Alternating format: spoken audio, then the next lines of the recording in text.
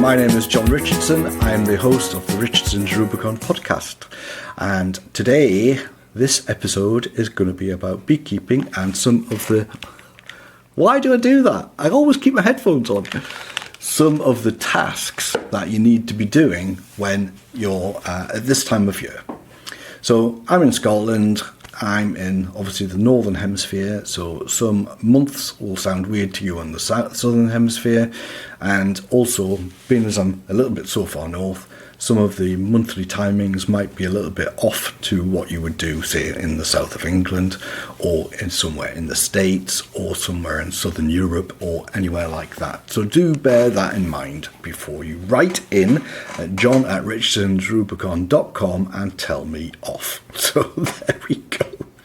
So some of the main tasks that you need to be doing this time of year.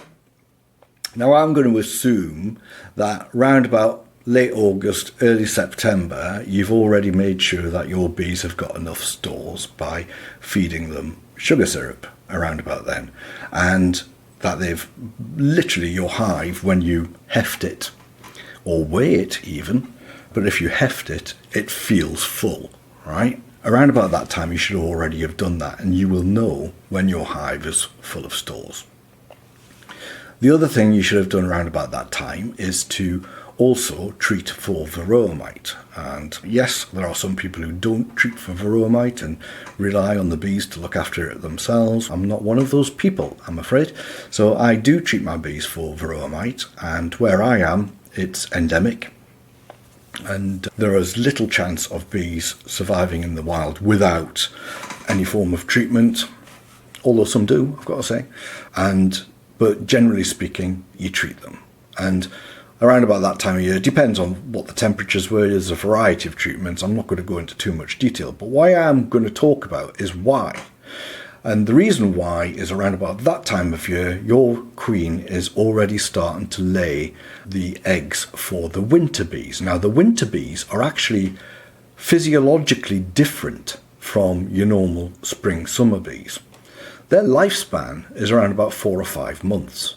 And the reason for that is, there's a number of reasons for that, but one of the other physiological differences is that their hypopharyngeal gland, the gland responsible for producing royal jelly, works throughout their lifetime. Whereas the spring-summer bees, it generally works for 2 or 3 days, the first 2 or 3 days of their life, where they're given the nursing opportunities within a hive. The reason that the winter bees have the hypopharyngeal gland active throughout this time is because around about January, probably mid-January, depending on circumstances, your queen will start laying the spring-summer bees in readiness for spring-summer. They need food, so they need royal jelly, and that's the very clever way in which the bees have evolved to ensure that they have all the jelly they need by a good stock of winter bees being available. So there you go. One of the main reasons the winter bees don't survive is varroa mite nowadays. So a lot of beekeepers will probably, at the first opportunity when the temperature's above 10 and the weather's reasonable, they'll open up their hives around about March, April, May, depending on wherever, and some, unfortunately, will find that all their bees are dead. And there are 2 main reasons for that.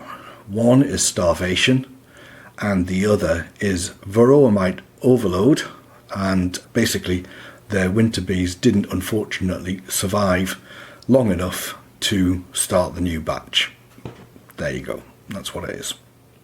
And there are various other reasons before anyone writes in, but basically that's the 2 main reasons. So you should really ensure that your hives are good with stores, so they've got everything that they need. My hives were active until about a couple of weeks ago, and they were still foraging for ivy pollen and stuff like that, which is great because that's them storing food away. There wouldn't have been any nectar though, so they would have been highly reliant on the stores of extra honey that they've saved, and also the sugar syrup that I fed them. You should be around about this time of year if you're not already doing it, which is a worry if you're not, but you should already be feeding them fondant. And this is not to be confused with products such as icing sugar or other things with corn flour in and all sorts of stuff like that. It's got to be pure glucosey fondant, and it does look like icing. I can't escape that analogy. It does look like icing, cake icing, but it's not, okay? It's almost pure sugar. That's what it is. One of the products I use, however, is Hive Alive, and I use the Hive Alive fondant, and there's a couple of reasons I use that.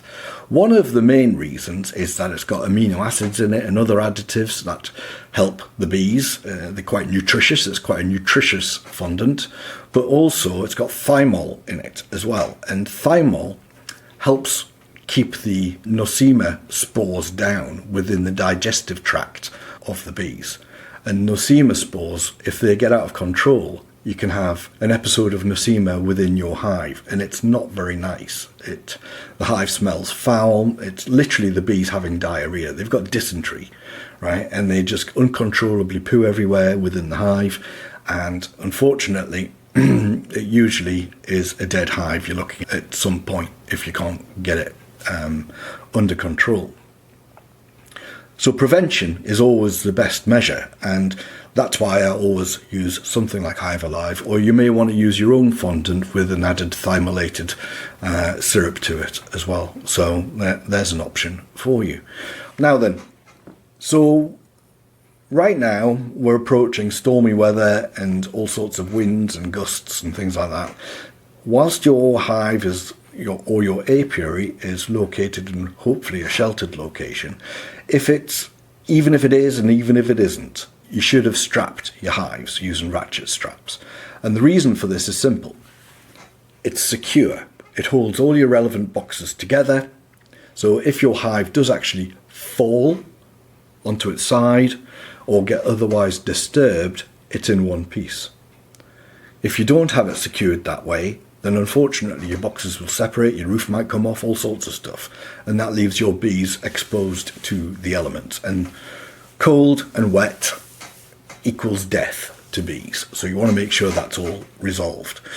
You also make sure your stands are stable and secure as well, that the hives are resting on. Periodically go out there and make sure everything is secure.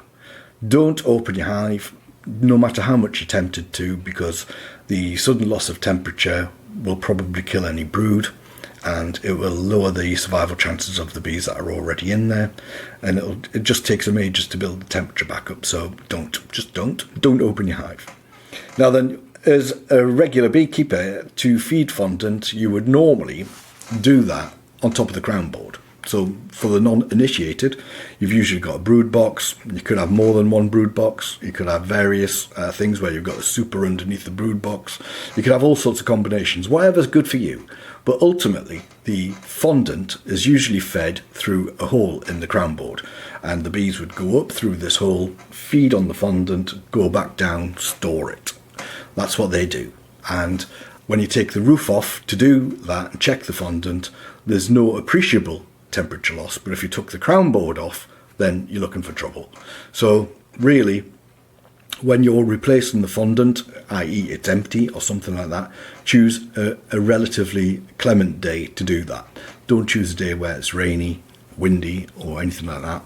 You want to minimize the temperature loss and you want to minimize any exposure to the elements. So you just literally, I use, like I said, Hive Alive, which is, it's almost like a plastic sachet, about yay big. And this fits over the crown board. When it gets empty, when the bees have done all their munching, I just whip it off and I've got another one prepped ready to go back on. So it's like a very quick operation. Slap the roof back on, done. That's what you do. So you're hefting to make sure they've got enough stores. You're using what you compared in September as a guide, and you're good to go with that. The other thing you can do as well is naturally, around about this time of year, you're going to get an awful lot of dead bees. So your summer bees have expired. Now, your undertaker bees would have scooped most of them out and took them out, but due to weather conditions, they may not have been able to. and they may simply be overwhelmed by the number of dead bees. And these will be on the bottom of your hive, and usually, unfortunately, it blocks the entrance, and that prevents the bees from going out and doing their toileting, and which can lead to disease. So what you want to make sure is you want to make sure your entrance to the hive is clear. It should already be about an inch big, your entrance, to stop any pests getting in or any attacks in late summer for wasps and things like this. But you really should make sure the entrance is an inch big so mice can't get in and things like that. And being as it's so small, the risk of it getting blocked is quite high. So what you do is you either expand your entrance a little bit temporarily and get a wire hook, really, and just like an L shape, like a dowsing rod, really, and you put it in the hive and you use it to scoop out any dead bees, and they will come out of. Obviously, make sure that you're suited up when you're doing this, because any incursion into the hive will generate a response. So always suit up. Now then, December, and some would argue late November, early December. I'm going to go with the solstice, which is 21st of December. Some go from 10th of December to 25th of December. That's your time to treat again for varroa mite, because your winter bees will probably have mites on them, and it's an unfortunate fact of life, but you want to make sure that those bees are able to survive until mid-January at the very least, because they're, remember, very important, they're going to feed the spring bees. To do that, you get the varroa mite load down, and one of the ways I use oxalic acid sublimation. So it creates a vapor out of this oxalic acid. Okay, it's just a chemical in a pot. Dangerous stuff, right? So when you are actually using it, and I assume you're going to be wearing your suit, you need to be wearing goggles to protect your eyes. I'm going to change this chair, you know. And you're going to be wearing a mask to protect your lungs. And I also recommend that where possible you do it upwind so that no vapour is blowing back into your face or anything like that. You're just out of the path of the vapour, basically. You've got to try and make sure of that. Difficult to do sometimes when the wind is changeable, come from all directions. Maybe choose another day to do it. So that's that. I just showed you this pot, but I didn't show you the gas vap, which I use to apply it. And this is the gas vap. This is like a chef's blowtorch, yeah? It's a great bit of kit. This in total will cost you around about 70 quid, but in my opinion, it's well worth it. It's literally the blowtorch piece here, see? And this metal addition here. The flame is coming out of the blowtorch. It's hitting this metal here, this metal plate, which increases the heat. It captures the heat and it gets red hot, absolutely red hot. And this is important to make sure that the oxalic acid vaporizes. You put a little bit of oxalic acid, use a measuring spoon that comes with the kit. You put one of them in one of these. That's what you do.